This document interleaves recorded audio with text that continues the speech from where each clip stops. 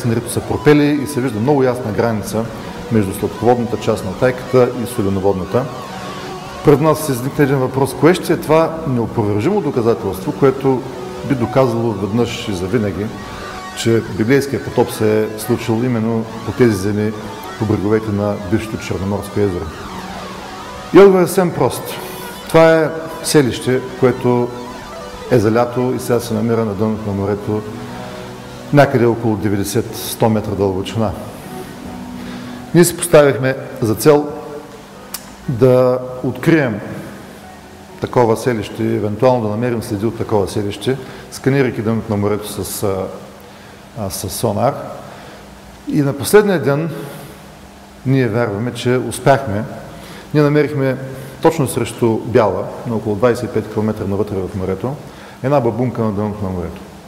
Върха на хълмчето беше около 83 метра дълбочина, а шелфа отстрани около 95.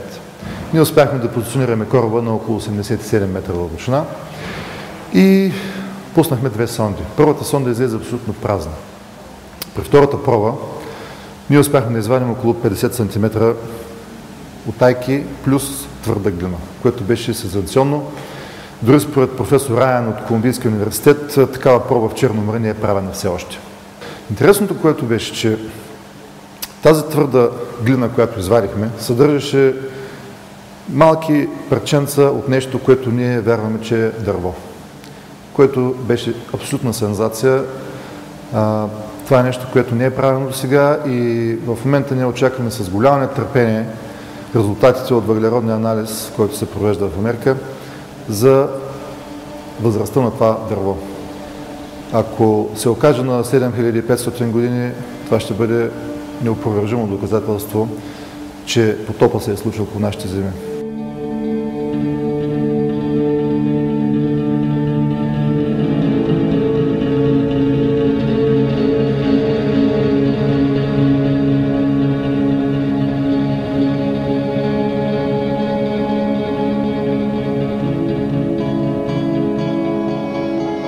Синергията на пропорциите омагьосва, но ако все пак пожелаем да се задълбочим отвъд предела на художественото въздействие, ни очакват нови изненади.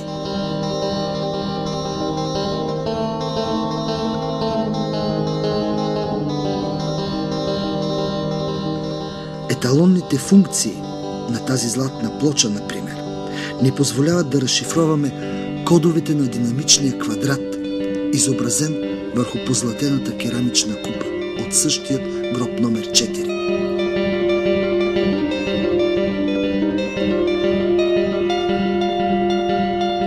Този най-древен соларен символ е в основата на генезиса на бъдещата индоевропейска култура, чието изгрев започва на